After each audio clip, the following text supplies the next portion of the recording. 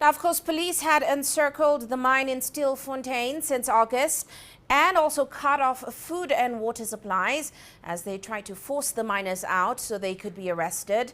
That resulted in what one labor union has now called the worst state-sponsored massacre since the end of apartheid.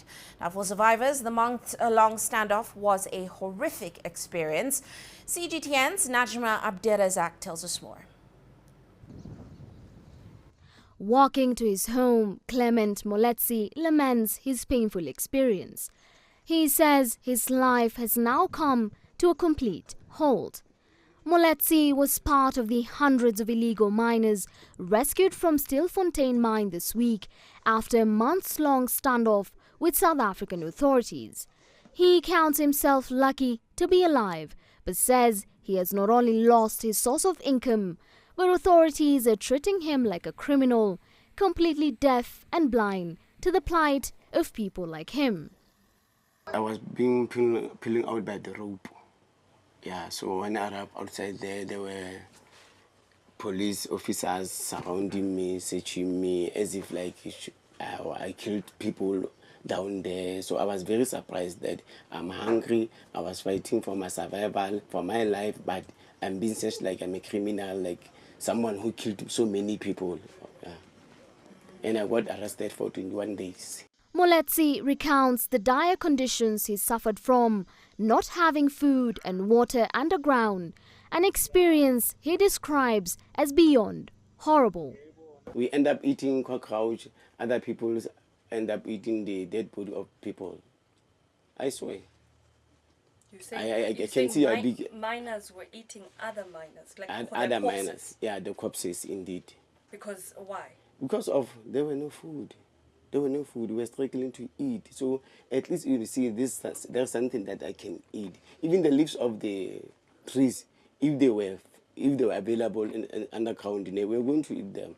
We were eating everything that they think it was going to help us to get better in the stomach, yeah, to get us alive. The experience has also left him with nightmares that he does not know how to overcome. When I sleep when I'm alone at night, normally I see a lot of corpses and then I end up crying and not believing that I am still alive. So that was a situation. And sometimes I got that vision of seeing someone falling down because of hunger, and even picturing myself falling because of hunger, because I once be that person falling because of hunger. So normally I'm trying to pray harder that I should forget, but I don't think I'll forget. There we go. Operation Valam Godi, which means close the hole in South Africa's Zulu language, came into full effect in August without any warning. Police had encircled the mine since August. They cut off food and water supplies to try to force the miners out. We did suffer because of Operation Valam Godi, because their intention was to kill us. It was not like they want us out of the mine. They were trying to kill us alive.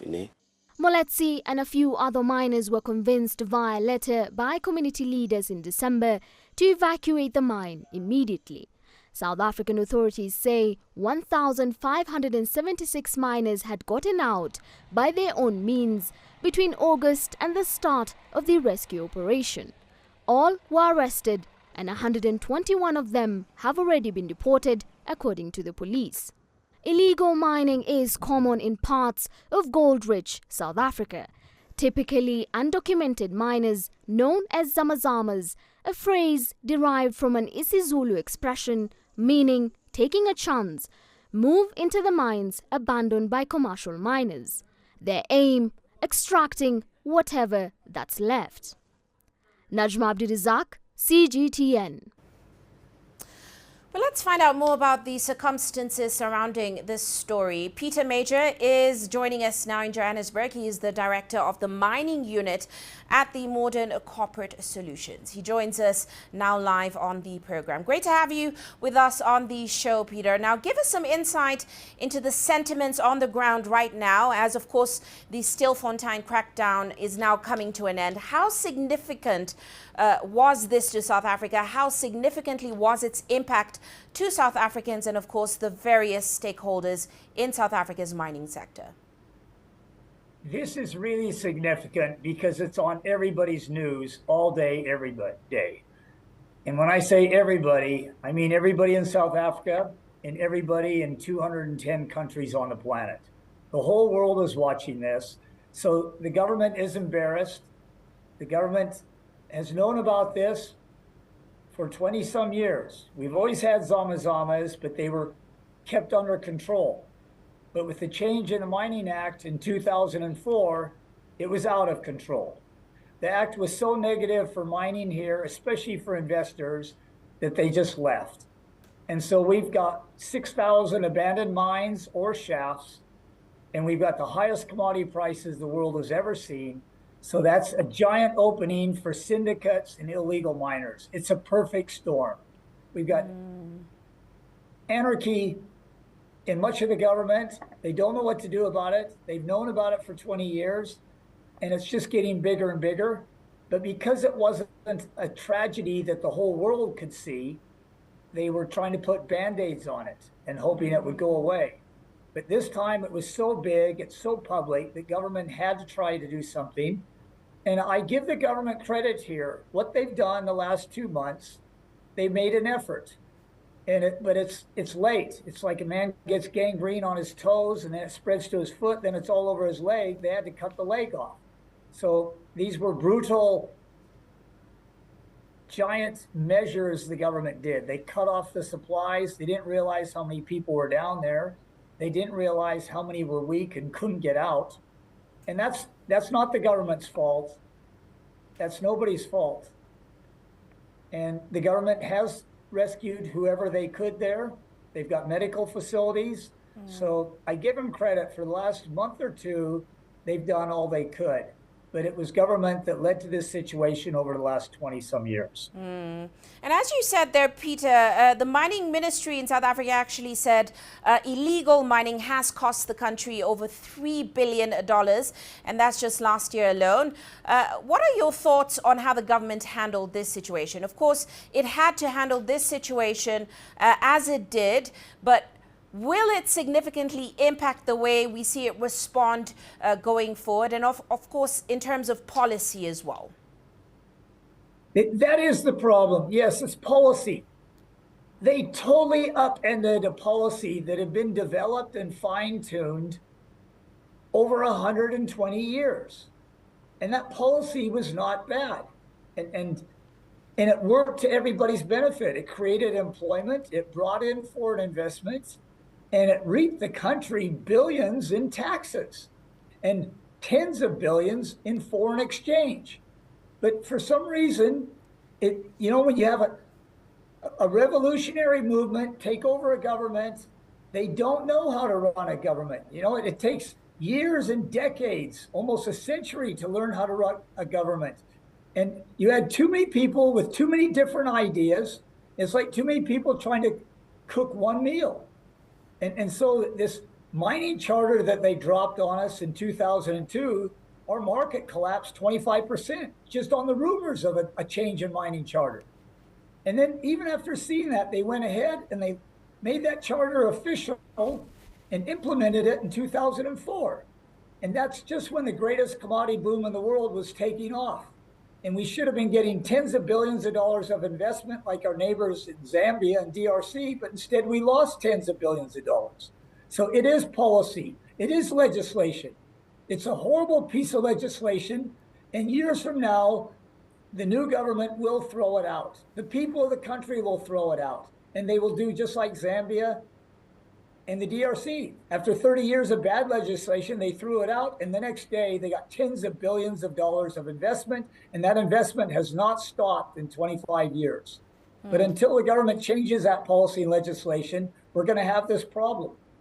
And Peter, I'd like to get your take that in spite of the realities that you've mentioned on the ground right now, we're still seeing local community members, civil society groups, and also those major labor unions in the country. They're angry. They're denouncing what happened.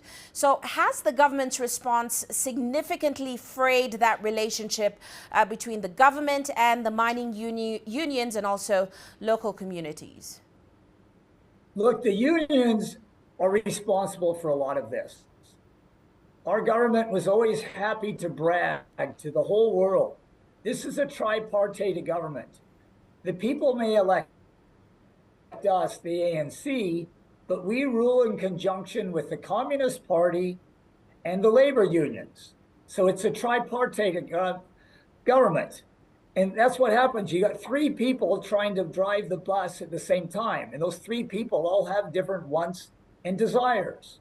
And so unions have to take some responsibility for this, but nobody voted for the unions to make these legislative decisions. Nobody voted for the Communist Party to make these policy changes. They voted for the ANC. So the ANC has to carry the bag for this. They're in charge. They're the people writing the rules, implementing the rules. They're the people that get the $3 trillion budget every year and they get to spend it. So the ANC has to take responsibility for all of this. And I know you say that, Peter, but what role do mining firms play in all of this? Because we know these illegal miners, they move into these mines that are abandoned by commercial miners who, of course, are looking to extract whatever they left behind. Do they bear any responsibility in this? And could they be held maybe more accountable or more liable in this situation going forward?